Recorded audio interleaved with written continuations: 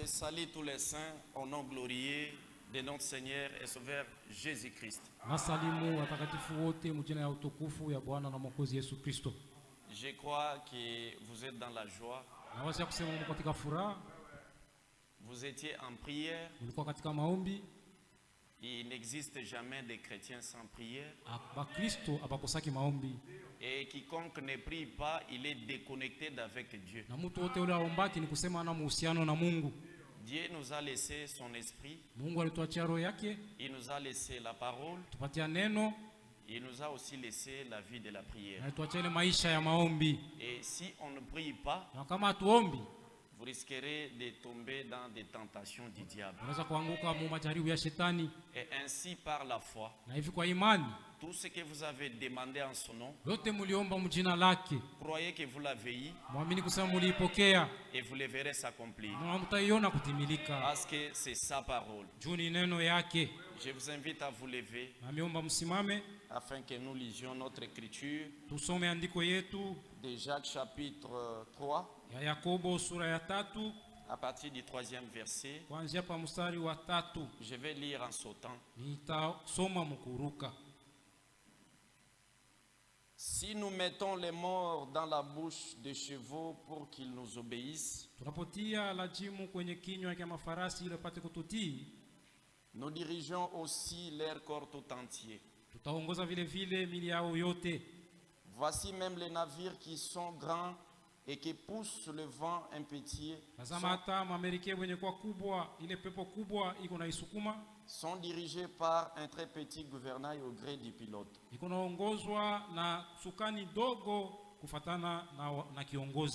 même, la langue est un petit membre. Elle se vante de grandes choses.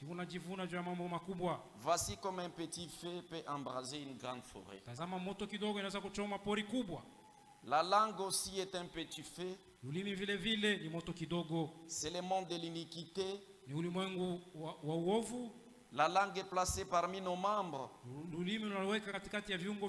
suyant tout le corps, enflammant les cours de la vie, étant elle-même enflammée par la guerre.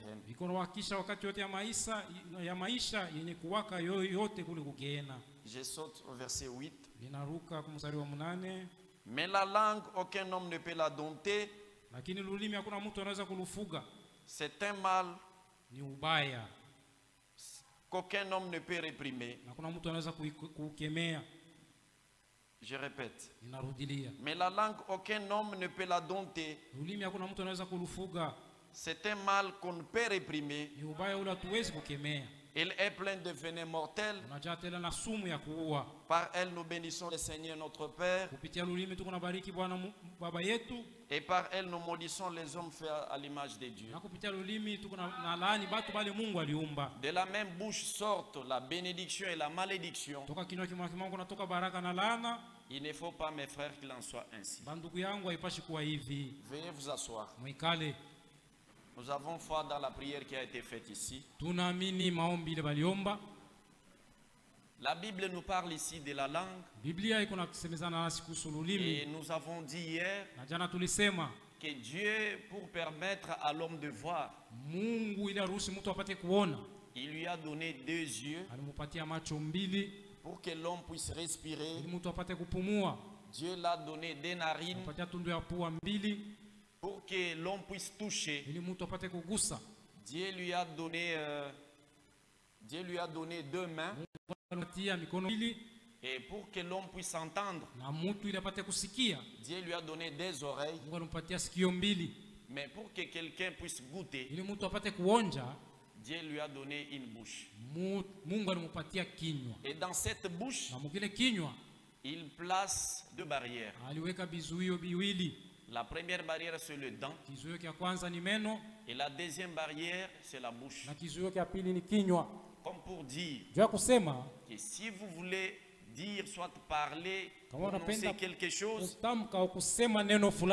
il faut d'avance se contrôler et savoir que ce que vous voulez dire, sachant que la langue est un feu, ne pourra-t-il pas vous amener dans beaucoup d'angoisse? Cela ne pourra-t-il pas t'amener dans le péché? Et si le péché est parfois difficile à réparer, il vaut mieux ne pas pécher. Et surtout par la légèreté de la langue. Ainsi nous avons dit qu'à cause de la langue, aujourd'hui, les familles ont été disloquées, les familles séparées de leurs parents, oui, le mari séparé de leur femme. C'est ce qui se passe plus souvent dans le monde. Et vous tous vous assistez à cela. Mais nous sommes un peuple averti et nous devrons préserver notre langue contre toute autre parole qui n'est pas la parole de Dieu. Contrôlez souvent ce qui sort de votre bouche. Si vous voulez parler, parlez toujours en bien, même de païens. Parlez toujours en bien d'eux. Aucun enfant de Dieu, aucun chrétien n'a le droit de parler à mal de quelqu'un. Vous avez seulement le droit de parler ce qui est bien. C'est ce que nous recommande la Bible. Ainsi nous avons dit, et nous allons aussi le répéter aujourd'hui, qu'à cause de la langue, il y a même des difficultés dans des mariages. Une sœur qui ne sait pas préserver sa langue, trop commère, vous la verrez le matin se réveiller. Vous n'avez pas encore fait tous les besoins de la maison. Voilà le matin dans la maison de ta concert. Tu prends les histoires, soit la vie de notre frère, soit d'une autre sœur, tu amènes de l'autre côté. Tu commences à faire des colportages. Ça va t'aider en quoi? Et ma sœur, si quelqu'un vous amène le problème de gens, il faut lui dire arrêtez-vous. Ce que vous voulez dire, est-ce que c'est la parole de Dieu? Soit nous savons ce que dit la Bible. Tu prends ton téléphone, tu appelles l'homme en question, soit la sœur en question, dont on veut vous souiller. Venez d'abord ici, il y a un problème. Et quand il va arriver, ma sœur, répète ce que tu viens de dire. Et si le frère ou la sœur est dans ta présence là-bas, seras-tu capable de dire ce que tu es en train de dire? Vous voyez? C'est pourquoi il faut préserver la langue. Savoir qu'est-ce que vous devrez dire. Ne pas avoir de la légèreté dans votre langue. Les maris parlent, tu répliques. Ça, c'est un manque de respect. La Bible nous dit ici, dans Ephésiens chapitre 5, à partir du verset 22, dit que femmes, soyez soumises à vos maris.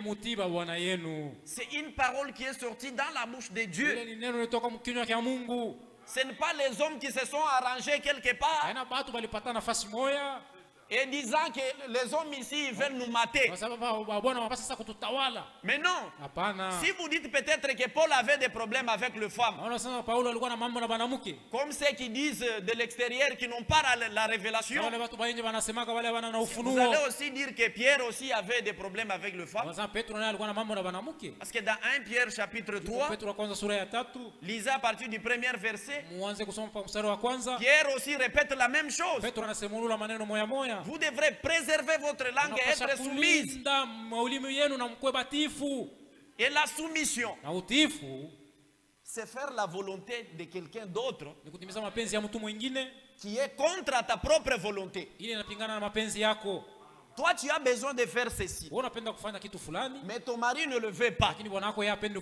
Toi, tu dois faire sa volonté. C'est ça, être soumise. C'est pas vous vous entendez quelque part. Non. On ne peut plus être soumise. Vous allez voir deux fois même de mamans, nos sœurs, qui doivent enseigner leurs enfants à être soumises dans le mariage. Leur dit, si tu pars au mariage,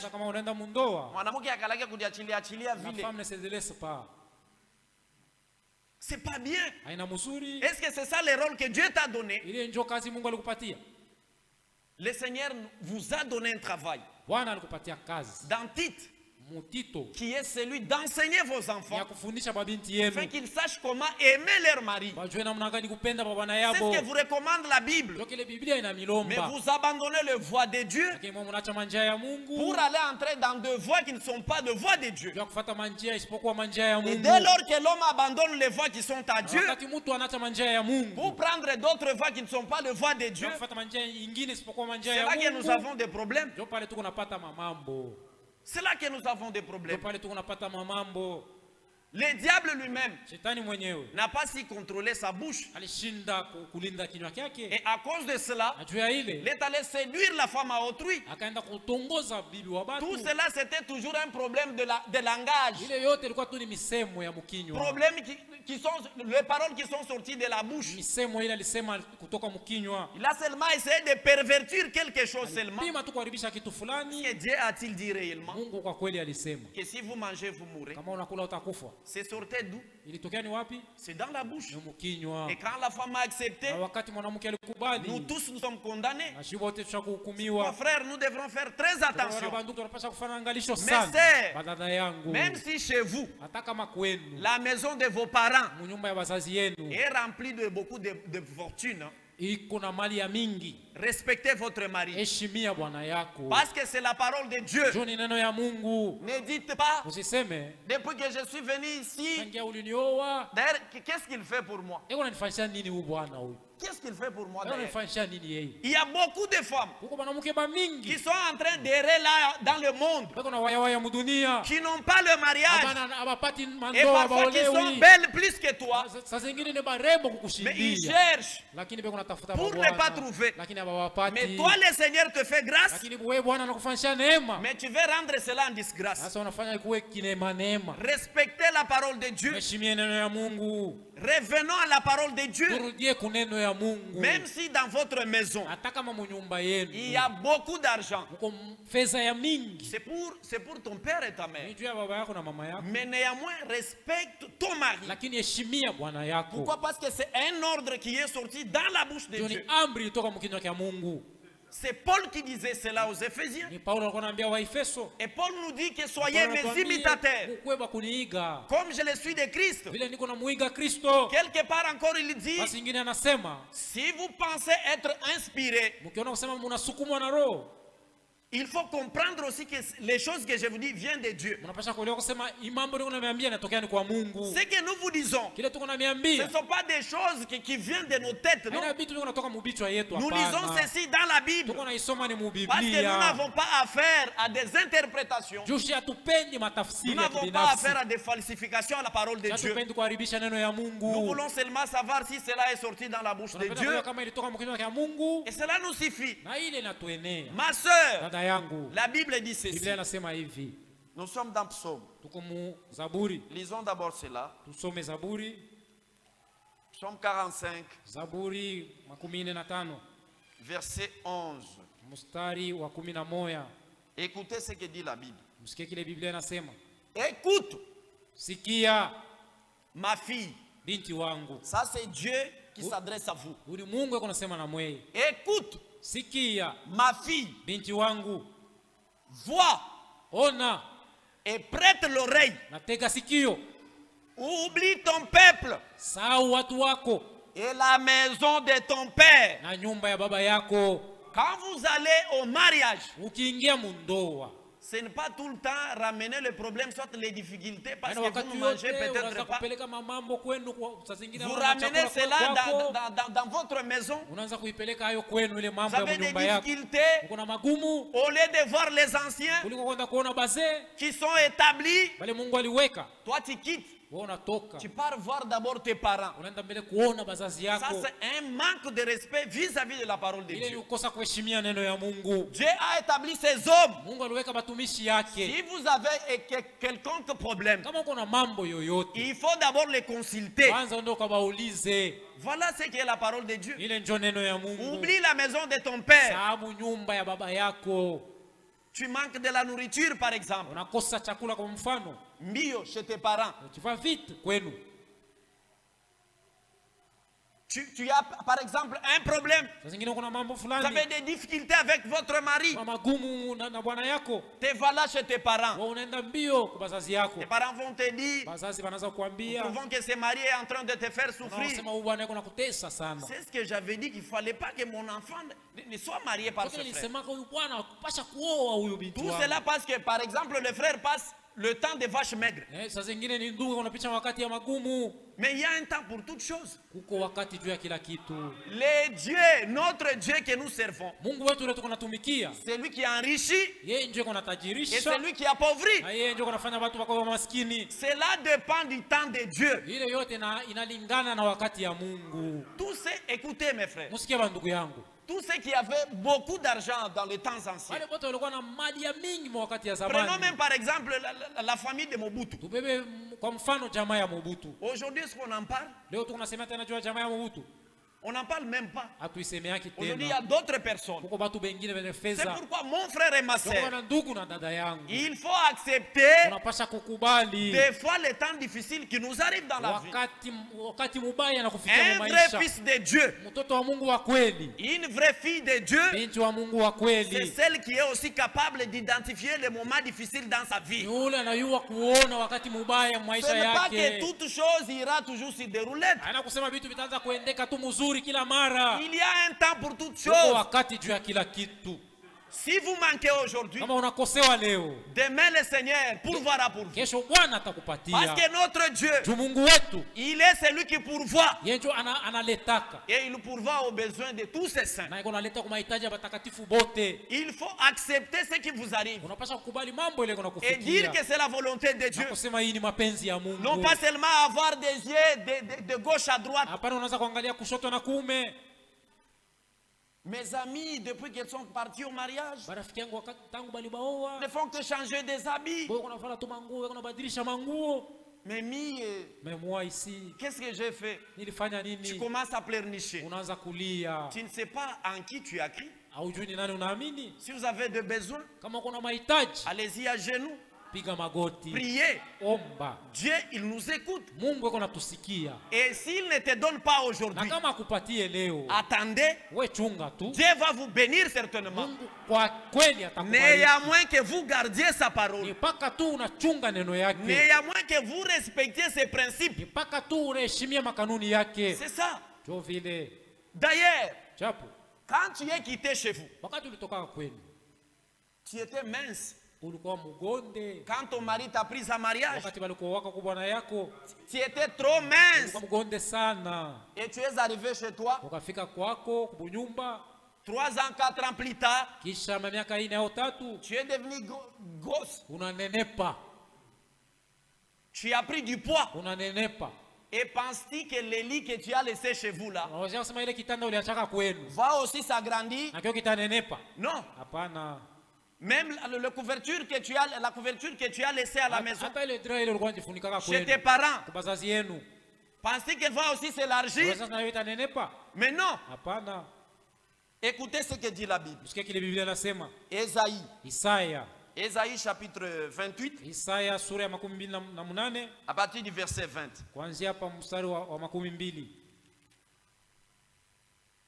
Ésaïe 28, verset 20. Le lit sera trop court pour s'y étendre. Tu as laissé tes petites sœurs et tes petits frères là-bas. Et quand toi tu vas revenir, alors que tu as pris du poids, l'espace ne sera pas là pour toi. C'est ainsi que la Bible dit, le lit sera trop court pour s'y étendre, et la couverture trop étroite pour s'envelopper. C'est ce qui est sorti dans la Bible. Contrôlez tout ce que vous faites pour savoir si vous êtes dans la volonté de Dieu ou non. Je vais rentrer chez nous. Je vais rentrer chez nous. Si tu rentres chez vous, le lit est trop court. Ce lit-là ne va pas encore te convenir. Acceptez de vivre le moment difficile. Mais parce qu'il y a un temps pour chaque chose. Le Seigneur qui pourvoit aux besoins de ses enfants, il vous visitera aussi un autre jour. C'est ça, mes frères et mes sœurs. Gardons la parole de Dieu. Ne suivons pas le train du monde. Ne faites pas trop de problèmes à nos frères. Quand le frère manque de quoi, trop de pression au frère, qu'il aille voler ou qu'il fasse quoi. Pour te satisfaire, tu veux qu'il aille voler ou qu'il fasse quoi. Qu'est-ce que vous voulez?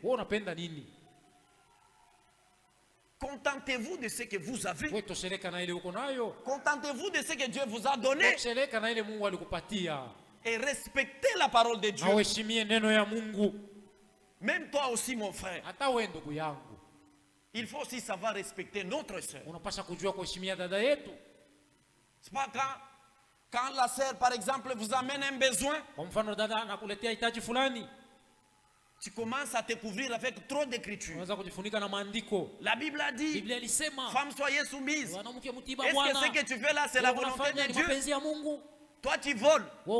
Et que ta femme te voit. Que tu es un voleur. Il dit que ce que tu fais là n'est pas bien. Toi, tu dis que la Bible a dit, soyez soumis. Non, vous êtes un voleur. Vous vous couvrez seulement des écritures. On ne sait pas bien ce que vous faites. Parce qu'elle est la fille de Dieu. Elle vous a reproché. Vous devrez accepter. Parce qu'au verset 25 du même chapitre, la Bible dit, Marie, aimez vos femmes. Vous devrez aimer vos femmes. Aimez vos femmes. Toi, tu ne rigoles qu'avec des filles du monde. Les filles de ton travail, de tes collègues. Mais quand tu reviens dans ta maison, tu as toujours le front là, je ne sais pas comment expliquer. Si tu veux parler, c'est toujours avec des gestes. Toi, tu ne parles pas. Prenez ça, allez, mettez là-bas. Toi, tu ne parles pas. Si tu veux de l'eau,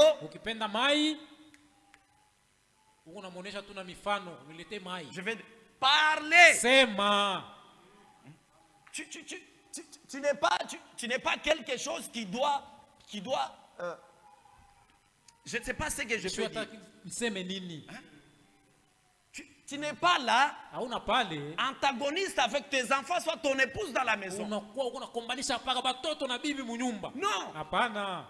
Frère Franck disait qu'un mari, ce n'est pas un tyran qui n'a pas de contrôle sur lui-même, mais qui veut exercer son propre contrôle sur les autres. Tu n'es pas un tyran. Il faut que l'amour soit manifeste dans la maison. Et même vos enfants doivent vous voir que nos parents s'aiment réellement.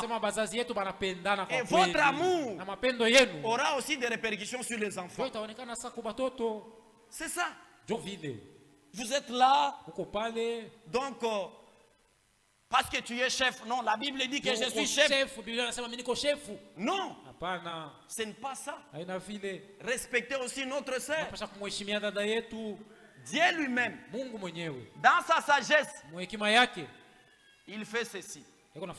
Il n'a pas pris l'os du doigt mfupa wa kilole pour tirer la femme. juu apate kutunga mwanamke. Ça c'est la sagesse de Dieu. Ile ni hekima ya Mungu. Il n'a pas pris l'os du doigt akubeba mfupa wa kilole pour tirer la femme, juu atunge mwanamke, mais il a pris l'os du côte. alibeba mfupa wa mbavu. Parce que s'il prendrait l'os du doigt, ama angelibeba mfupa wa kilole, peut-être vous nos frères, zingine moyo ba ndugu, vous prendrez nos sœurs au bout des doigts. ungeanza kuzarau badada yetu. Voyez la sagesse de Dieu. Unaona hekima ya Mungu.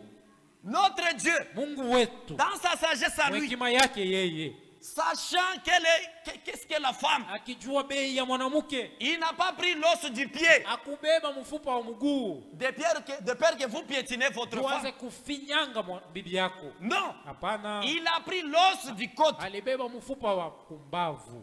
Le côte est tout près du cœur. Mbavu iko karibu na moyo. C'est pourquoi vous devrez aimer votre femme. Kama unapasha kupenda bibi yako. Voyez la sagesse de Dieu. Unaona hekima ya Mungu? Ça doit nous enseigner. Inapasha kutufundisha.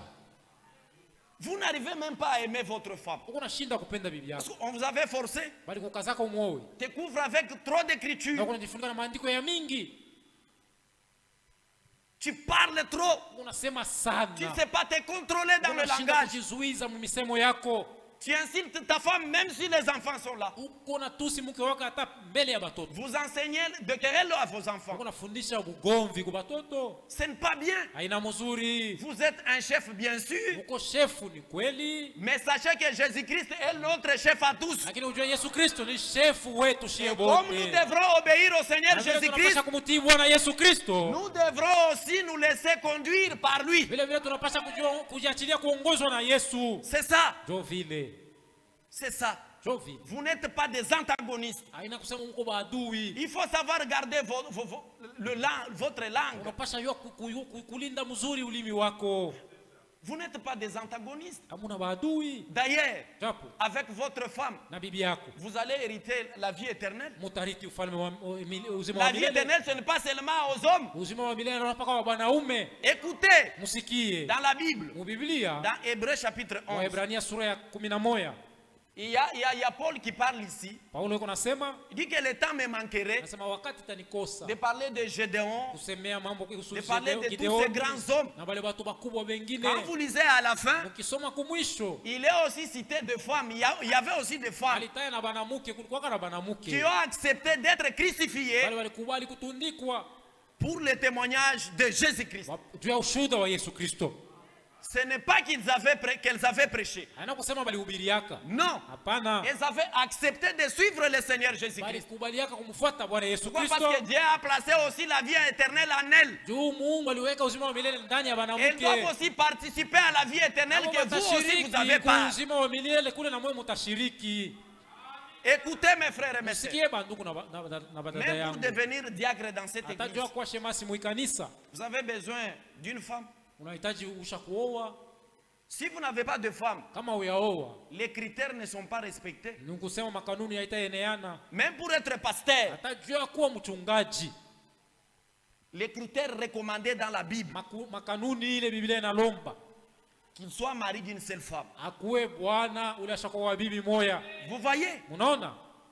Donc Dieu place un peu d'importance. Mungu anaweka bei. Il donne aussi de l'importance à la femme. Analeta bei kwa mwanamke. C'est votre compagnon. Yeye ni rafiki yako. Ce n'est pas un paillasson Haina kikolopo. que vous devrez toutefois mater, Kile utaanza kila mara kusarau. matin, midi, soir, Usubuhi na magharibi. tabasser la sœur. Unapiga dada. Et les voisins disent, Na majirani wanaanza kusema. Bamu tabernacle, Du tabernacle. tabernacle. Et vous aussi, Na mweye. vous voyez, Munaona? vous jetez l'opprobre sur la parole de Dieu. Unaleta haya kuneno ya Nous Mungu. devrons être respectueux Tunapaswa kwa watu benye dans heshima. tout ce que Dieu nous dit Yote ile Mungu anatuambia. et garder notre langue. Na tushike mzuri ulimi wetu.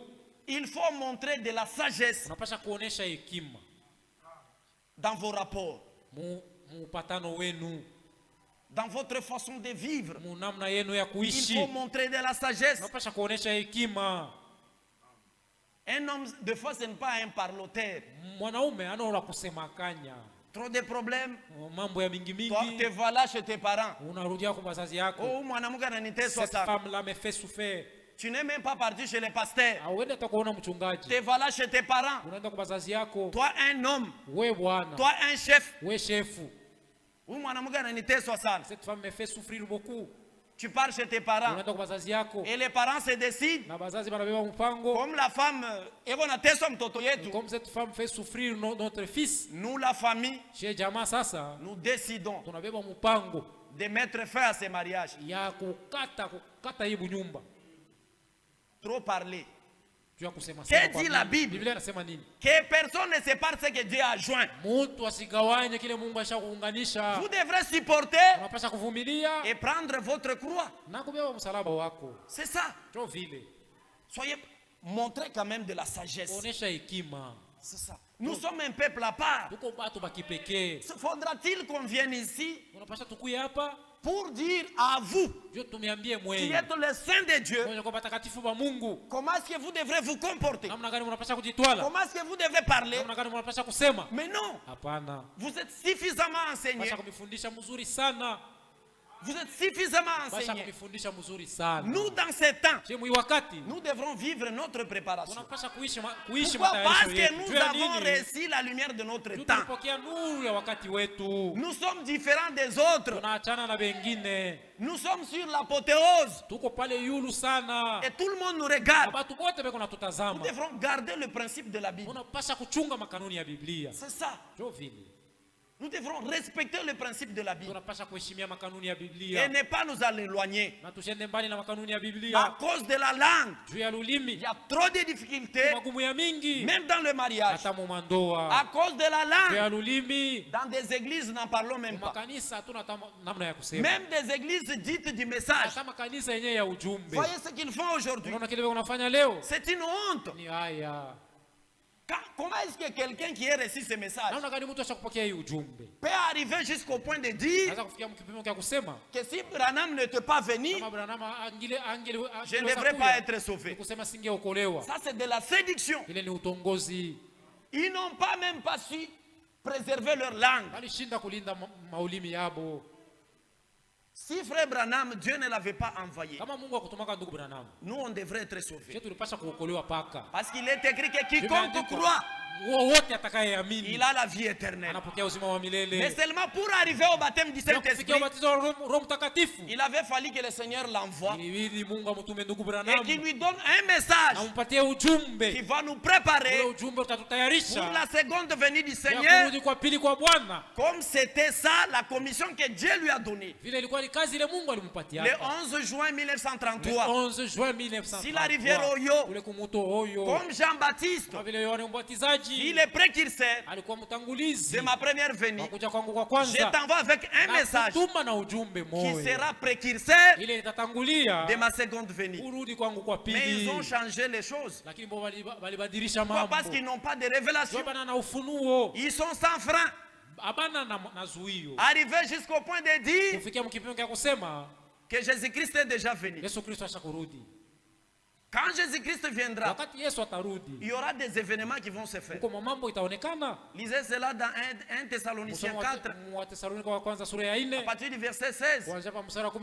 Lisez 1 Corinthiens, 1 Corinthiens chapitre 15, verset 52. Quand le Seigneur Jésus-Christ viendra, les morts en Christ ressusciteront premièrement.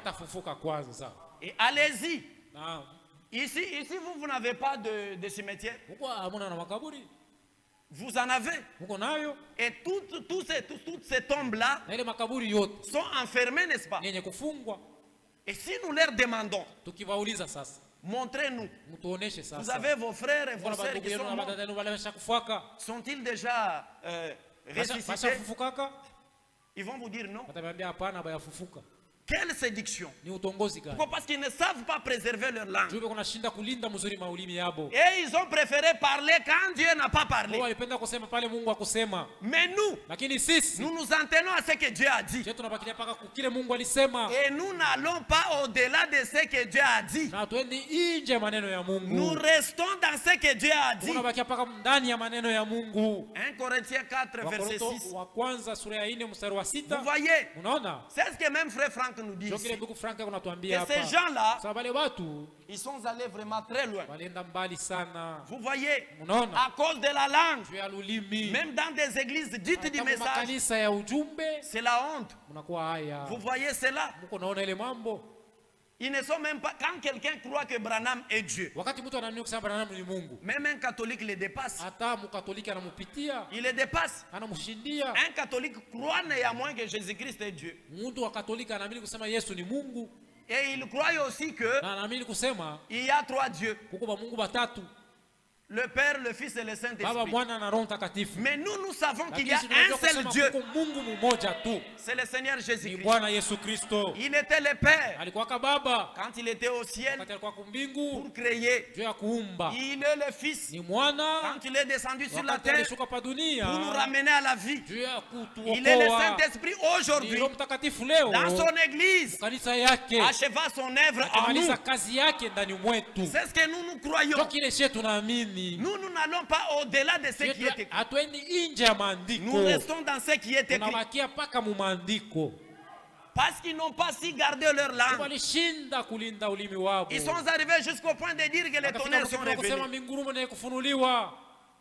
Nous savons ce que le prophète a dit au sujet du premier saut, deuxième saut, troisième saut, quatrième saut, cinquième saut, sixième saut, et au septième saut il dit qu'il y a rupture de continuité. Il y a seulement le silence. Mais ces gens-là, par leur sens réprouvé, ils sont entrés eux-mêmes dans le silence pour dire que les tonnerres sont révélés.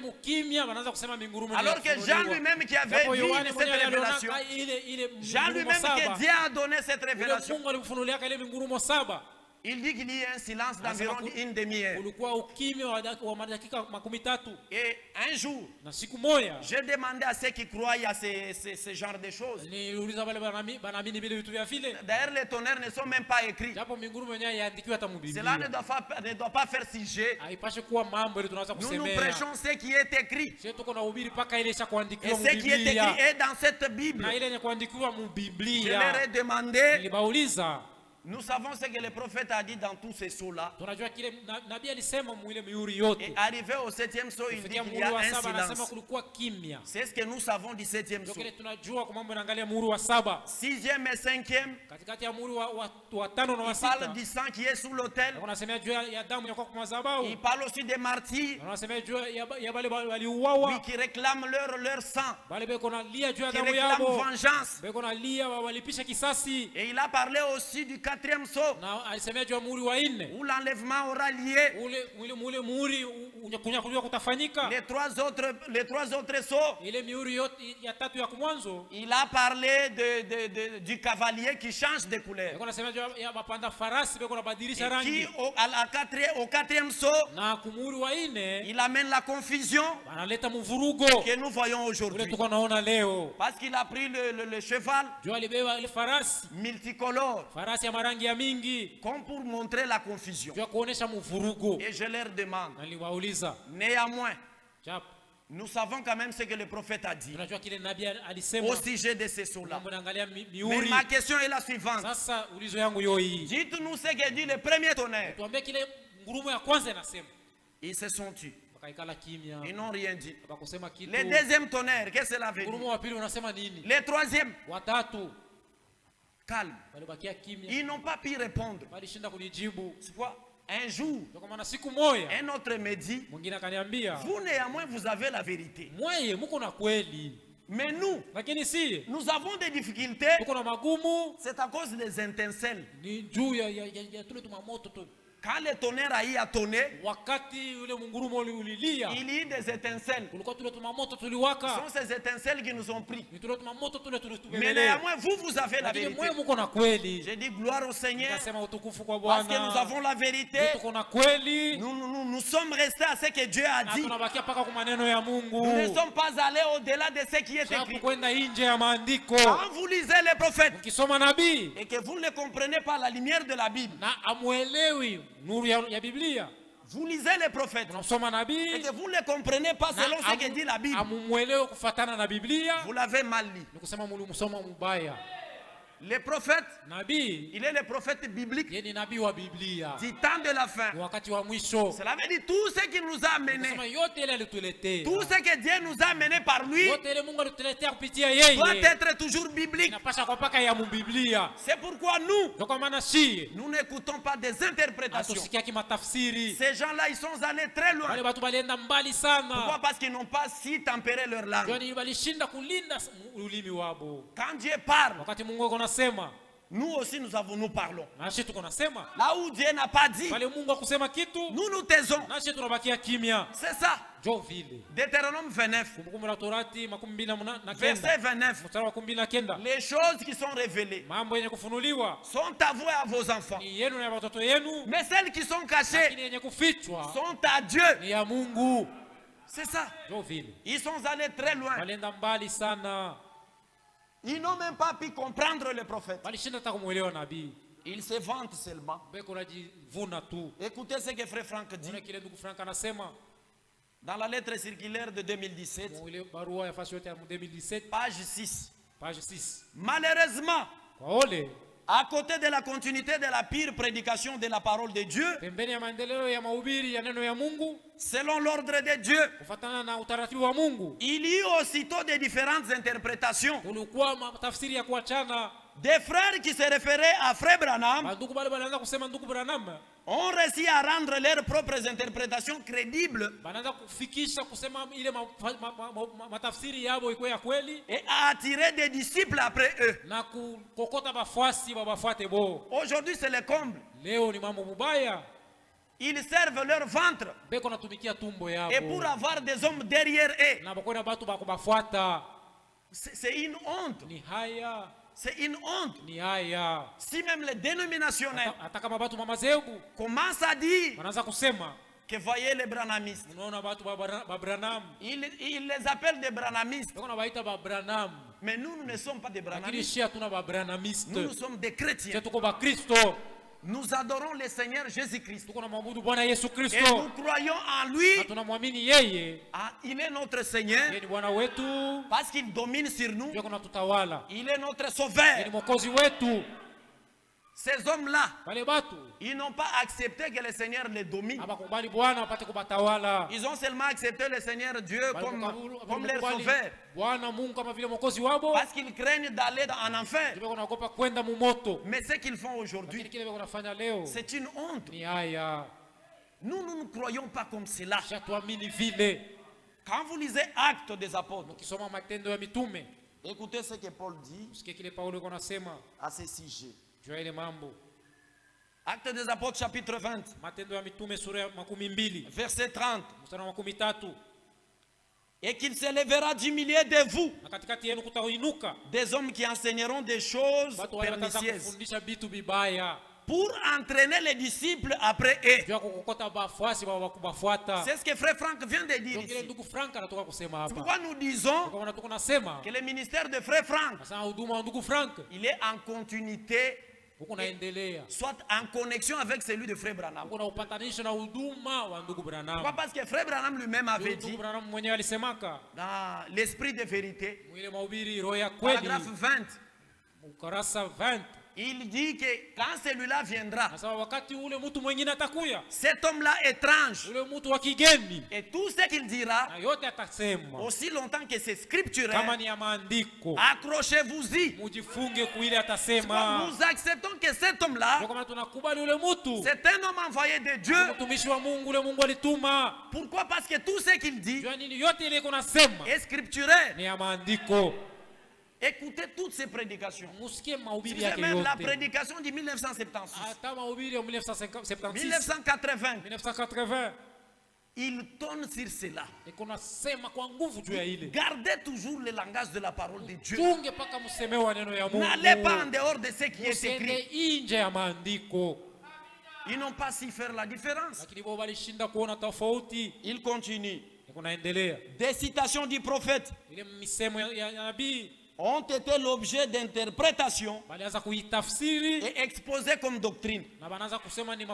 Voyez, des citations du prophète, ils ont exposé cela, ils en ont fait des doctrines à cause de la langue. Ils n'ont pas de tempérance. Des citations du prophète ont été exposées comme des doctrines. C'est ainsi sans cesse. Des nouveaux groupes se forment. Nous avons beaucoup de tabernacles aujourd'hui. Semence du serpent tabernacle. Jéhovah Jireh tabernacle. Famille Branham tabernacle. Vous voyez? Ils ont jeté la honte à la parole de Dieu. Mais cela ne doit pas nous tirer. Nous devrons avancer dans la vérité. C'est ça. Écoutez. C'est ainsi que sans cesse de nouveaux groupes se sont formés. Je n'ai pas participé à aucune fois à des discussions sur des citations. Elles n'apportent que des divisions. Quand vous vous mettez à discuter sur les citations du prophète, finalement, ce seront seulement des divisions. C'est ça. Parce que un léopard ne peut pas accepter de changer sa peau pour devenir l'agneau. Dedans, dans son intérieur, il est néanmoins un léopard. Il ne peut plus changer. Ces gens-là, c'est seulement à cause de l'argent. Seulement à cause de l'argent. À cause de la popularité. À cause de femmes. Et ce sont ces trois choses qui les ont écroulés. Nous ne servons pas Dieu à cause de l'argent. Nous ne servons pas Dieu pour la gloire. Si nous vous prêchons, est-ce que c'est vous amenez derrière nous? Est-ce que nous avons un ciel à vous donner? Où est-ce qu'un homme va vous envoyer? Croyez néanmoins au Seigneur Jésus-Christ. Croyez à sa parole. Arrêtez-vous à ce qui est écrit. C'est ça. Même si vous lisez dans Romains, écoutez ce que Romains dit. Romains chapitre 16, versets 17 à 18. Je vous exhorte, frères, à prendre garde à ceux qui causent des divisions et des scandales au préjudice de l'enseignement que vous avez reçu. Éloignez-vous d'eux. Ça, c'est Dieu qui vous dit de vous éloigner de ceux qui causent des divisions. Car de tels hommes ne servent point Christ, notre Seigneur, mais leur propre ventre, et par des paroles douces et flatteuses, ils séduisent les cœurs des simples.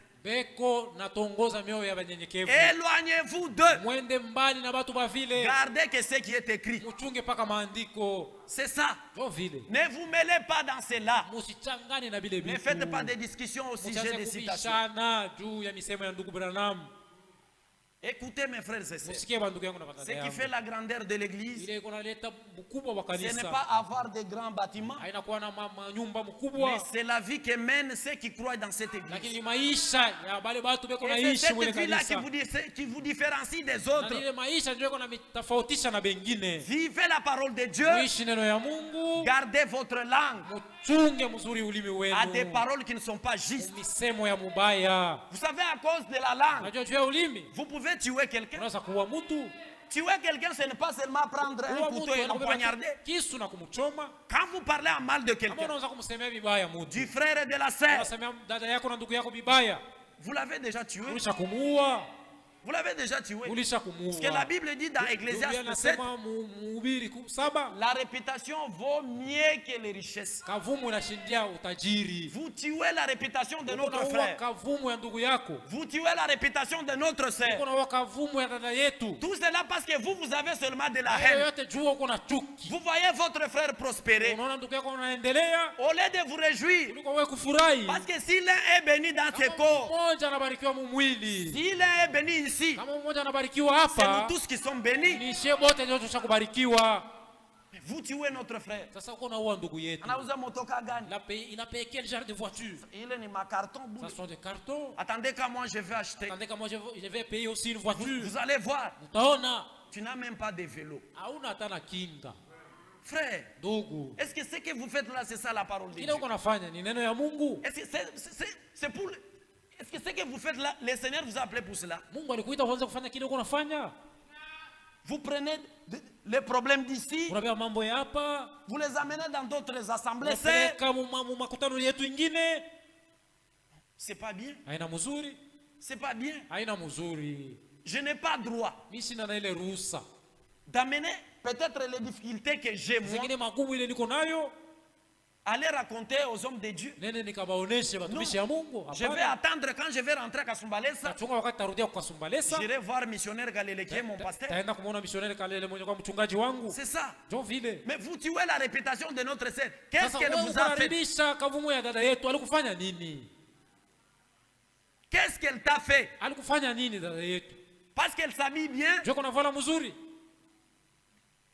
tu commences à développer de la haine. Mais non. Nous venons ici pour notre préparation. Nous ne venons pas ici pour voir celui-là est bien habillé. Nous ne sommes pas sur des pique-niques ici. Ici, nous venons pour notre préparation. Pour aller au ciel. Et vivez votre préparation. Pourquoi? Parce que Frère Branham a fait sa part. Frère Franck a fait sa part. Les hommes de Dieu ici présents, ils ont fait leur part. Vous aussi, vous devrez faire votre part. Vous devrez vivre la parole de Dieu. Ne tuez pas la réputation de nos frères. Ne tuez pas la réputation de nos frères. Proverbe 18. Jérémie 18.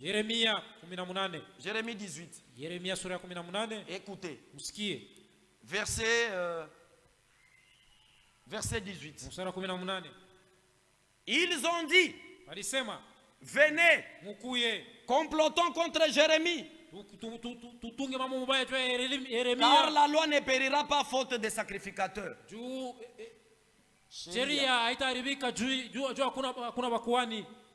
Ni les conseils faute des sages. Ni la parole faute aux prophètes. Venez, tuons-les avec la langue. Vous voyez que quand vous parlez à mal de quelqu'un, vous les tuez, mais avec la langue. Vous n'êtes pas différent de quelqu'un qui entre dans la maison de quelqu'un, qui détruit la maison de quelqu'un et qui ravit par exemple des biens, qui tue par exemple quelqu'un. Vous n'êtes pas différent. Quand vous parlez à mal les uns et les autres, vous avez failli. Vous avez failli. Faites ce que vous demande la Bible. Vous voyez une sœur et un frère agir à mal. Ce que vous recommande la Bible, c'est d'aller voir la sœur, soit aller voir votre frère. Ne tuez pas l'influence de notre frère ici. Ne tuez pas l'influence de notre sœur. Ne tuez pas l'influence de l'église de Dieu. Ne parlez pas à mal des hommes de Dieu. Si vous faites cela, vous avez failli. Vous parlez à mal du pasteur.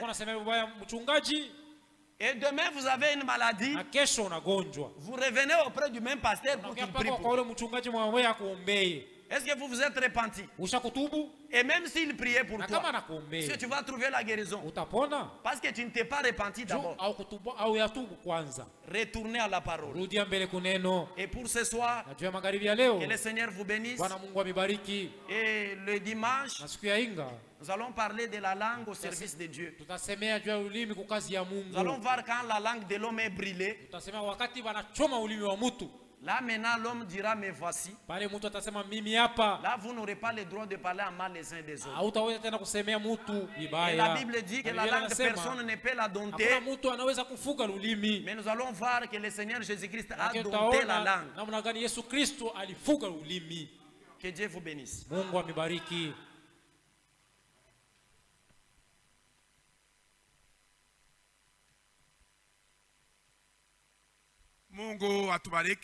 Que Dieu nous bénisse. Nous sommes graciés dans cet âge d'écouter la volonté parfaite de Dieu. Car ce sont ces paroles qui nous préparent pour que nous devenions de véritables saints. Car celui qui nous appelait est saint. Il nous faudra aussi être saints. Tout un chacun vient d'écouter la manière dont il vient de parler. Il vient de nous parler de beaucoup de choses. Tenons-nous maintenant debout. Que tout un chacun prie Dieu. Dieu a beaucoup dit. Prions Dieu. La manière dont Dieu vient de parler à chacun de nous. Prions tout le monde Dieu. Notre Dieu, nous te disons merci. Tu viens de nous parler comme Père. Tu viens de nous conseiller. Sujet de la langue. Nous devons bien les contrôler. Nous ne devons pas parler de n'importe quoi. Tu viens de nous parler. Car tu as mis des barrières. Tu as placé des dents. Tu as placé la bouche. Afin que nous ne parlions pas de n'importe quoi. Dieu, assiste-nous. Afin que nous contrôlons notre langue. Car tu nous as déjà parlé. Dans ce que nous parlons, nous allons comparaître. Dieu, aide-nous. Ce que tu nous parles, c'est pour nous épargner dans une mauvaise vie de suivi. Dieu, tu nous dis, si nous voulons parler, que nous parlons en bien. Sans toi, nous ne pouvons rien. Mais ton assistance envers nous, nous pouvons. Notre Dieu, ton serviteur qui vient de parler de ta part, il vient de perdre la force. Donne-lui la force. Et quand il sera en train de méditer, aide-le. Continue à lui révéler beaucoup de choses afin qu'il vienne parler de ton église. Bénis chaque fois chaque sœur et que les paroles que nous venons d'écouter donne-nous la force de les servir. Nous ne sommes pas les auditeurs oubliants, que nous sommes les auditeurs pratiquants. Nos chemins de retour, protège tout un chacun de nous et fais-nous bien arriver là où nous allons nous diriger. Et tout ça, nous avons demandé au nom de Jésus-Christ. Amen. Amen.